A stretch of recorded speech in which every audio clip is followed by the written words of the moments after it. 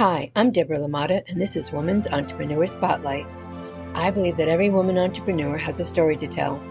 When we share our stories, we can help the next woman who is starting their own business, or even help someone who has been at it for a while. I hope that you can find your takeaway from these stories to help you in your journey of being a woman entrepreneur. Hi, I'm Deborah Lamata, and this is Woman Entrepreneur Spotlight. And today I have a very special guest, Sarah Charbonneau from Side of Sass Designs. Good morning, Sarah. Good morning. And how are you doing? Tired. How are you? Not bad at all. Well, Sarah not only happens to be a special guest today, she also happens to be my oldest daughter, number one daughter out of three, and there's also a son in the mix. So I'm so happy to have you here. Me too. All right. Well, let's get started. There's two questions that I like to ask my guests to get us warmed up.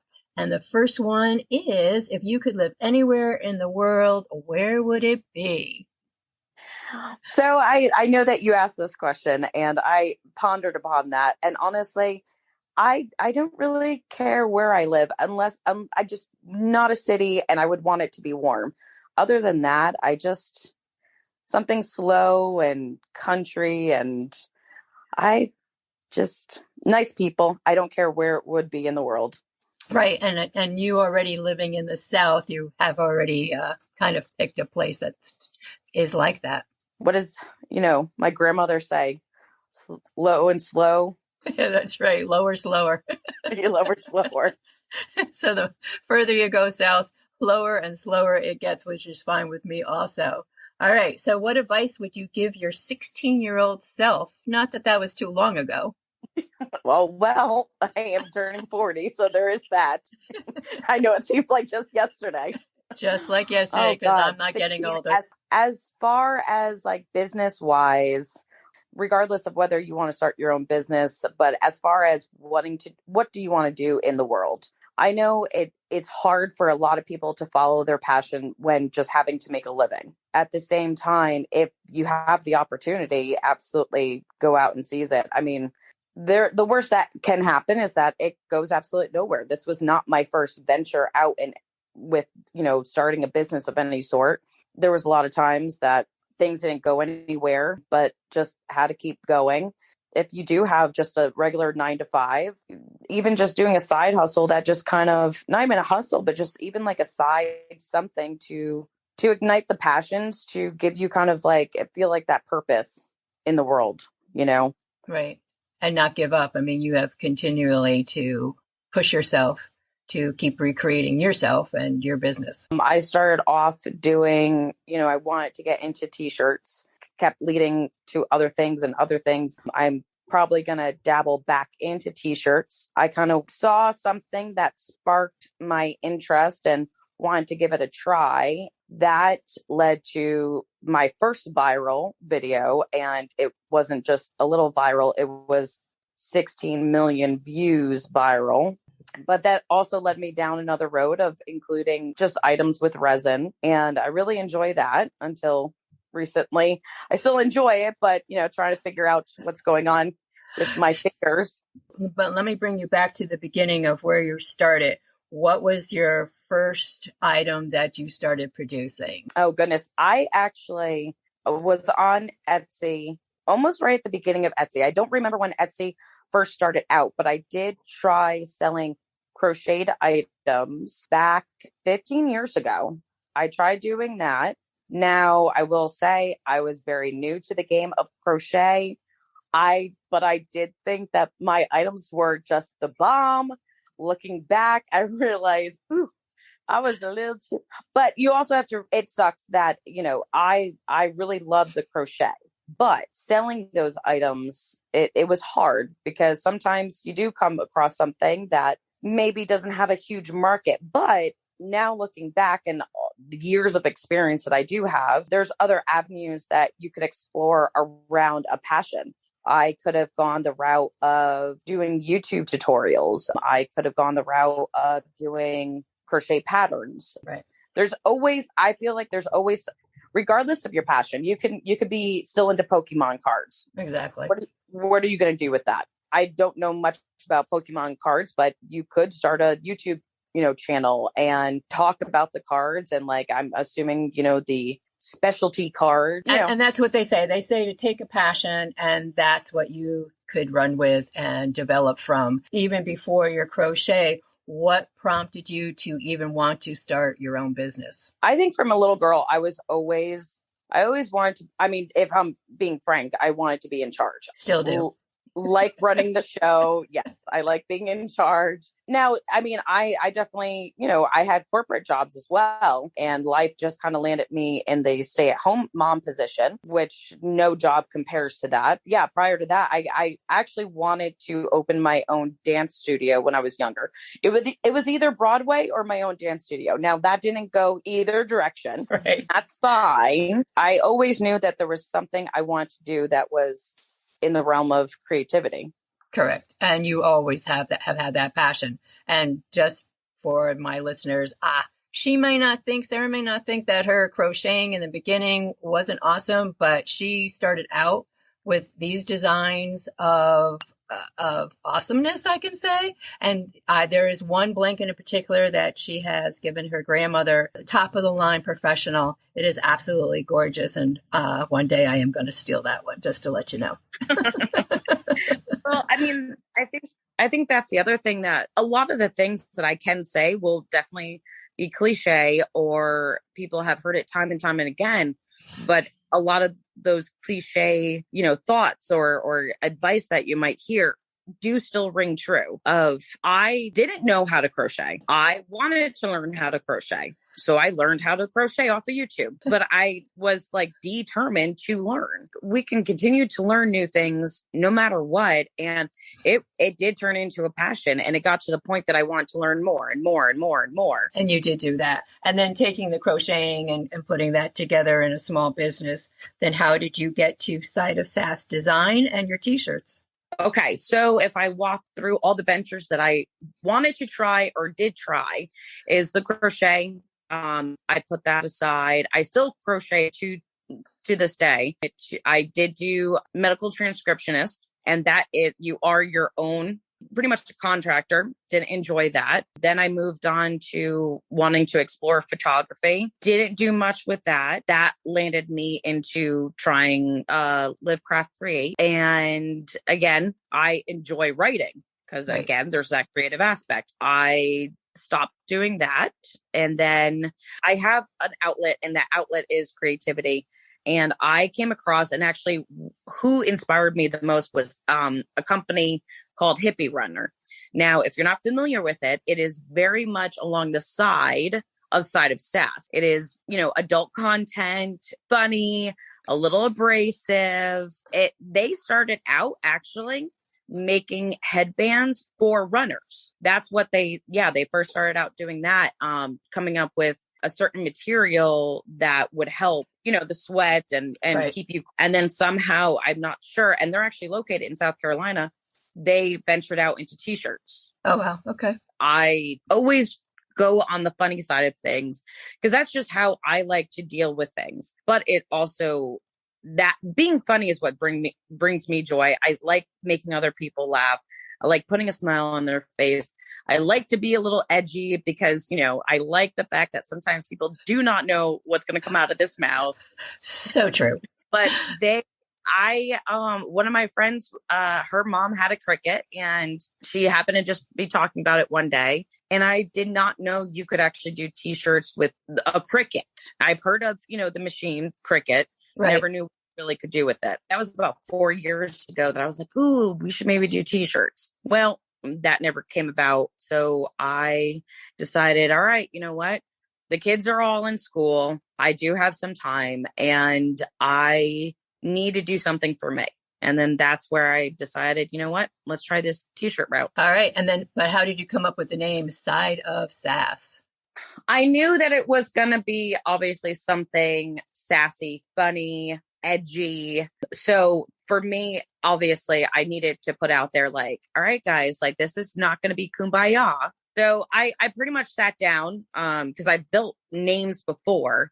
obviously sassy. That was one of the verbiage that I came up with, was trying to figure out, what would go well. And then we just came across side of Sass, because I also like the fact that, there's a side of me that's sassy, but what I possibly may do, that I've not told anyone, but maybe 2 people, I am going to possibly open a second store. Awesome. Which would be the opposite side of Sass.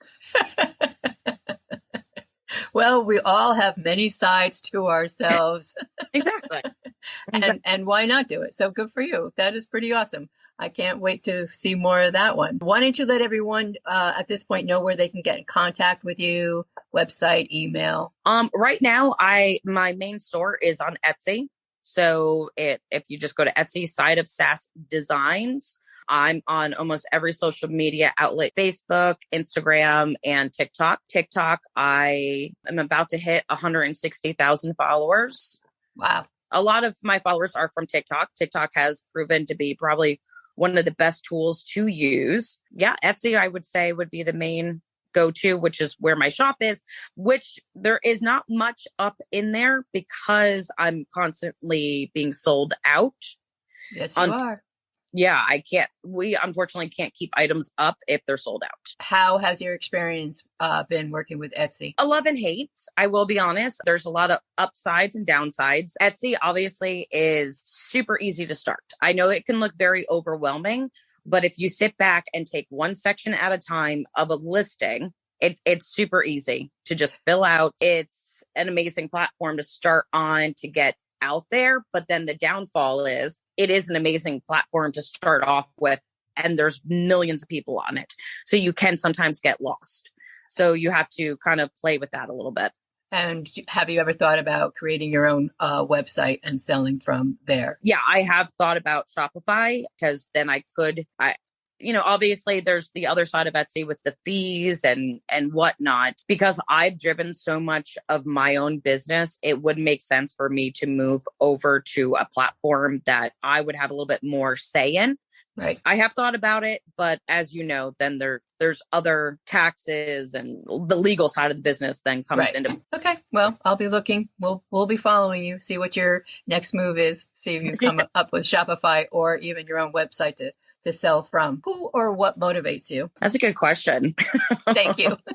Oh God, who or what motivates me? I think the creativity. Like I said, I start with the t-shirts and I started dabbling in keychains. I use a UV resin, and then I started making pens, glitter pens. But again, because my name is Side of Sass, I decided to go ahead and try a little bit of Sass. I had a set of pens that also went viral. It was I think it's up to 5.6 million views now. I just like to think outside the box. I will literally have something come to me at like 2:00 in the morning and I have to get up and write it down. And I like to see it come to fruition. Now, are all my ideas great and go somewhere? Absolutely not. But at the same time, I do realize if you're going to be in a business, especially a crafting business, the best way to get out there is to do your own thing. Absolutely. Not sit back. You can see where the trends are going. Absolutely. But we would never have gotten the glitter pen if someone had not sat back and said, why don't we try glittering this pen? So it's that constant new innovation and stepping outside of the box that I think it's what motivates me. But I also, again, then we can back it up again. The basis of the reason I even started was because for me, laughter has healed me so much. It sometimes takes me outside of my head that I wanted to do that for others too. That I wanted to make people laugh and realize like it's not that serious. Right. Or to at least just put a smile on their face for like a second. Absolutely. And when you're laughing and smiling and feeling, good about whatever the conversation might be, I mean, it releases those hormones that do make you feel better. That's just the beginning of, like you said, to a good place to start healing with wherever you are in your life. What is one of the highlights of starting your own business? Highlights. Mm-hmm. I don't know if I would have a highlight at the moment because if I'm being completely honest, it is stressful. I guess one of the highlights is a little bit freeing and stepping out of your comfort zone, giving yourself that your own validation of like, you can do this. Well, And let me interrupt you there because I know when you put up your new pens for your day pens, some of the words I can't repeat, but that's okay. There's where that side of Sass comes in. But I know that you sell out. I mean, that has to yes. be such a good feeling that you have come up with these pens and everybody can check them out on Etsy, that every time you put up the post that you're going to be restocking, you sell out in a matter of minutes. Yes, my weekday sold out this past restock, which was about 2 weeks ago.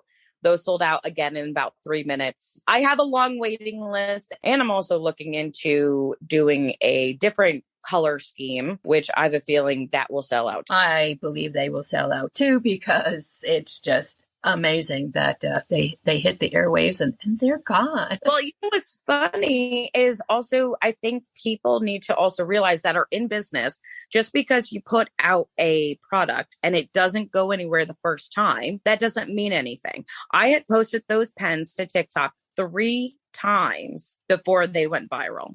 That's right. And I said this, I think, in the last interview I did with Lauren from Terpy Holistics. It's that day, who's on, who's watching. Sometimes, like you said, the spark is there one day or it's not there the next day. And the minute that third day, when it hit the spark on those pens, it's been sparking ever since. And again, if you haven't checked out her Etsy shop, side of Sass Designs, definitely take a look over there and then watch for the updates to where and when you can order your own set. And you have a weekend set also. Is that right? Yeah, I added the weekend set since a lot of people that work the weekends, nurses, a lot of healthcare workers, first responders obviously work the weekend. So basically the pens are funny because they consist of Monday through Sunday and with a little bit of sass, with cursing. There you go. And it's all good. Oh my gosh. So how do you manage your time? Do you block out time specifically during the week to do your production work? Or do you just grab it when you can, balancing Sarah has and I have, she has 3 kids and I have 3 grandkids. And then there's a husband, Daryl, my son-in-law. So how do you juggle your time? I have not figured that out. Usually when something goes viral, I am working 7 days a week. That is something that I am trying to figure out, because when you're working 7 days a week, I would literally wake up at 5 o'clock in the morning and get going working on the pens. And obviously, as you said, I have to take the kids to school, dinner, groceries, whatever, all that is involved. So, I would have to take time out to do that. But I would work on what I needed to work on, whether it was shirts or pens, from about 5 o'clock in the morning till about 10 o'clock at night, 7 days a week. And that is wrong because I ended up burning myself out. So going forward, have you come up with a plan of how you're going to work your time with your family and your business? I get back into doing the pens again, what I'm doing is, because I know that they will sell out, is I'm just doing ready to ship. I don't take pre-orders anymore. And even if I were to take pre-orders, I now know how many can I get done in a week, minus a few, because I was obviously working way too much. Right. And I would just work on a set of pens. Following week, I would say, hey, about to restock. And I would just restock as many pens as I had gotten done without working the entire week, morning to night. So that's really how it is. What I've realized is everything is trial and error. You have to figure out how, all right, how long is it going to take me to do X, Y, and Z? But also scheduling in, okay, I'm going to work from 6 a.m. to about 5 p.m. and that's it. But I've also noticed a lot of small business owners that make something tangible do work 7 days a week. Well, absolutely. And I think maybe in the beginning of a new business, you take whatever time you have to do what you need to do to get the job done. What's been one of the most valuable lessons that you have learned from starting your own business? I think the most valuable, what I mentioned before, is that you can't just give up because one thing doesn't work. I started out doing t-shirts just like the rest of everyone. Right. And I tried something new. Mm-hmm. That absolutely took off. I think the other thing is, as my mom knows, is that when I get something in my head, I know this part. I do not stop until I've achieved such. This is true. I was determined with the pens to get it out there, do something with them. And sometimes, yeah, I do focus on, all right, we're going to take this to a viral standpoint. Then I do. Yes, she does. But that's the whole thing. And if you know Sarah, you just have to hold on tight and wait till the ride is over. And she gets there, making us maybe a little crazy, but it's all good. But that's the whole thing. Is like you have to sometimes like, okay, I have this product, and yeah, it can be difficult competing in a market that is oversaturated. Even the pen market, I will be honest, a lot of people are joining in doing pens and resin work and stuff like that. You have to put the work in. That's the bottom line. Right. If you're going to sit back and wait for someone else to come up with an idea, that's not going to work. No. And I think I've said this to you before, that you can't go in starting a business thinking that you're going to make the first, $1 million the next day. As you know now, it takes time, it takes dedication. It's a learning curve. It's a learning process. You keep learning from whatever didn't work prior, going forward, adding to your line, coming up with something new. And kudos to you because you continue to do that with everything that you have created. Everything this child creates, it seems to go viral. And I am very proud of you and what you have accomplished to date because it's not an easy task. It's not, but it also it's been an awesome ride, as stressful as it has been, because I have been able to get my creative outlet in. But at the same time, I also am constantly wanting to try new things. So that doesn't really. Well, that's okay then. And that's part of your creativity, is wanting to try new things. What advice would you give to another woman entrepreneur just starting their own business? First things first is I would definitely do some research. But at a certain point, you need to give yourself that deadline of saying, okay, enough's enough. I'm jumping in. Right. Because I could have waited probably another year before I hit publish on my first listing on Etsy. Right. I did not know everything. And I still don't know everything. I'm still learning. And that's the whole thing, is you will never be in a position where you know everything. You never will be. Well, that's true for life. It's a continual learning process from start to finish, and the same with your business. You do take the time to do your research. You've learned a lot, and you set out or you start to research one thing, and I know that you learn many different things from that one search. Yes, and I think we all do that. And so with that in mind, one of my goals with this Women Entrepreneur Spotlight is to create a network of women who can reach out to each other. Did you have somebody in the beginning to reach out to? Amanda, I've known Amanda since I was, 20. And I happened to message her one day, and she had said that she was thinking about starting a business. I said, no way. I'm actually thinking of the same thing. I'm about to buy a Cricut as we speak. So she was my go-to as far as how Cricut works. I also started on TikTok doing tutorials. Right. People at least learn how to use Cricut. Other than that, another woman entrepreneur, her and her mom have an Etsy shop. The female connection, she really does help as far as the business side, Etsy side. That really helped. Other than that, I've been just kind of going with it. And I've met a lot of other small businesses through social media, and it really helps to have somebody else that's in the same position as you. Right. And so with that, would you be part of a Woman Entrepreneur Spotlight network where I'm putting together, as you know, other women who are in business that could reach out to each other and say, hey, have you had this problem? How did you overcome this? Would you be part of that? Oh, yeah. Thank you. Yeah. Yes, that has been the answer so far all along. So yes, and I think that's what we all need. We need somebody to reach out to at times, because I think I've said this before, we don't always like to ask for help. We always feel we should know the answer. Or that what's the other person going to think if I'm asking this question? And so I want to make it so it is easier. it has become easier for people to ask for help with the internet, with Facebook, with whatever platform you're on. So thank you. I appreciate that having you part of that network. I appreciate you being on this interview with me today. And why don't you tell everybody one more time where they can reach out to you? Probably the best place is to look for me on Etsy. It's Side of Sass Design, and you can shoot me an email there anytime. Okay. Well, again, I want to thank you. Is there anything else you would like to say to my listeners about owning your own business? Just do it, because I can definitely promise you that if you decide to talk yourself out of it, you will look back and regret, because the worst thing that's going to happen is it goes nowhere, but at least you will know that you tried.